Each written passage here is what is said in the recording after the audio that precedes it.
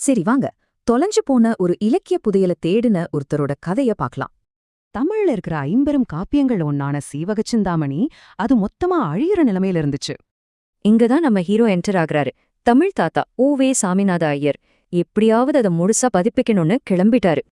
ஆனா ஒரு பெரிய பிரச்சனை, அந்த காப்பியத்தோட முழுமையான டேமேஜ் ஆகாத ஒரு காப்பி கூட எங்கேயுமே இல்ல. அவரோட இந்த தேடல் நினைச்சு பார்க்கறத விட ரொம்பவே கஷ்டமா இருந்துச்சு.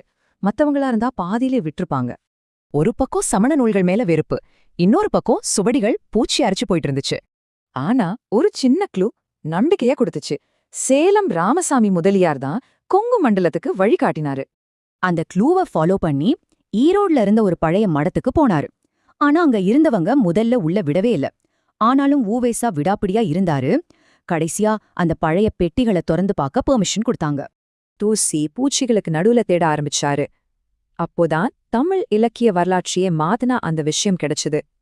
அத கண்டுபிடிச்சப்போ அவர் சொன்ன வார்த்தைகளை கேளுங்க, எவ்வளவு உணர்ச்சி வசப்பட்டு சொல்லிருக்காரு பாருங்க.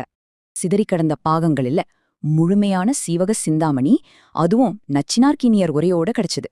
யோசிச்சு பாருங்க, அவரோட இந்த முயற்சி மட்டும் இல்லனா இந்த காப்பியமே நமக்கு கிடைக்காம போயிருக்கும்.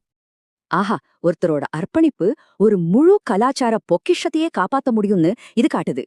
இந்த கதை நம்ம மனசுல ஒரு கேள்வியை எழுப்புது. இன்னைக்கு நம்மகிட்ட இருக்கிற எந்த கலாச்சார புதையலை காப்பாத்த இது மாதிரி ஒருத்தர் தேவை?